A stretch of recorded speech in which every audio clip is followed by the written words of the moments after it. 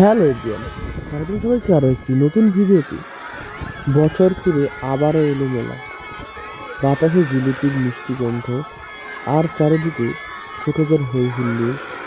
বলুন তো, এই মেলা ছাড়া কি বাঙালির বাচ্চাদের শৈশব সম্পূর্ণ হয়?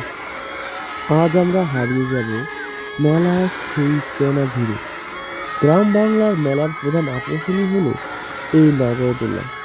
উপর থেকে যখন নিচে নামে তখন বুকটা যেন দূর দূর করে কেটে ওঠে।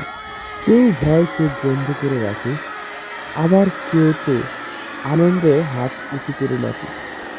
ছোট বড় সবার কাছেই এই লোহার চাকাটা এক মিউজিকের মতো। যদিও বর্তমানে প্রযুক্তির কারণে অনেক জায়গায় মেশিনে নাগাড়াচাড়া ঘোরানো হয়, কিন্তু আমাদের এই মেলার দৃশ্যটা সম্পূর্ণই ব্যতিক্রম। এখানে দেখতে পেলাম মানুষ নিজেরাই উপরে উঠে মেলার পেটে ঘুরাচ্ছে। নাগরদোলার পর আসা যাক এই বিশাল নৌকায়। একে তো অনেকে ময়ূরমুখী রাজা বলে।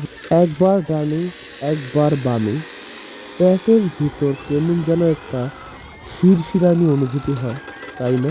যারা একটু বেশি রোমাঞ্চকর পছন্দ করেন তাদের ভিড়টা এখানেই সবচেয়ে বেশি।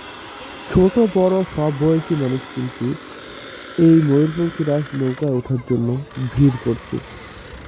জনপ্রতি 20 টাকা করে এই নৌকায় ওঠার জন্য আপনাকে মাত্র 2 মিনিট ঘুরনা দিবে, আর তারা পেয়ে যাবে জনপ্রতি 20 টাকা।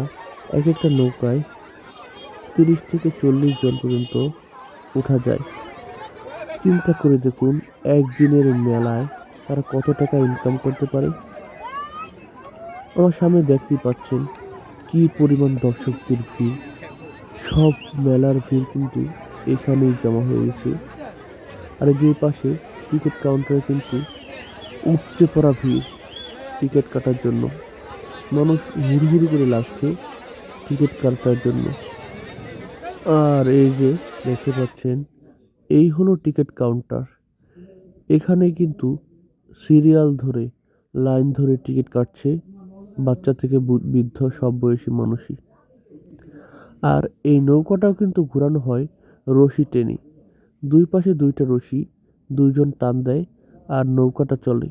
নৌকার সাথে সাথে কিন্তু লোকটাও উপরে উঠে যায়। কঠোর পরিশ্রমেই তারা এই কাজগুলো করে থাকে।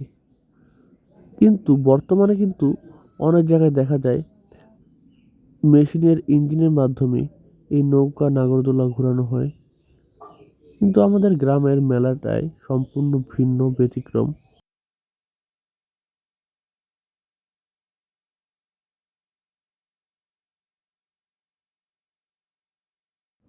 রাইড তো অনেক হলো, এবার একটু টিপ পরখ করার পালা। বন্দুক দিয়ে বেলুন ফুটানো, এটা ছাড়া মেলা যেন এক অপূর্ণ। 20 টাকায় 4 শট। ছোটবেলায় এই খেলাগুলো কিন্তু বেশ জমজমাট ছিল। লক্ষ্য স্থির করে মারলেই টুস করে একটা শব্দ। ছোট ছোট কয়েকটা বেলুন ফাটাতে পারলেই তার চেয়ে বড় কথা, এই নিখুঁত নিশানাটার আনন্দটাই আলাদা।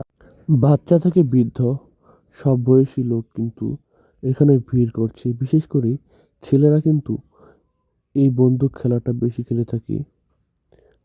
ছোটবেলায় প্রতি শট খেলেছিলাম 2 টাকা করে, আর এখন 20 টাকা মাত্র 4 শট। পুরো মেলা জুড়ে একটা লোকই আসে এই বন্দুক শট খেলার জন্য। আর সেখানে কিন্তু দর্শকদের উপচে পড়া ভিড় লক্ষ্য করা যায়।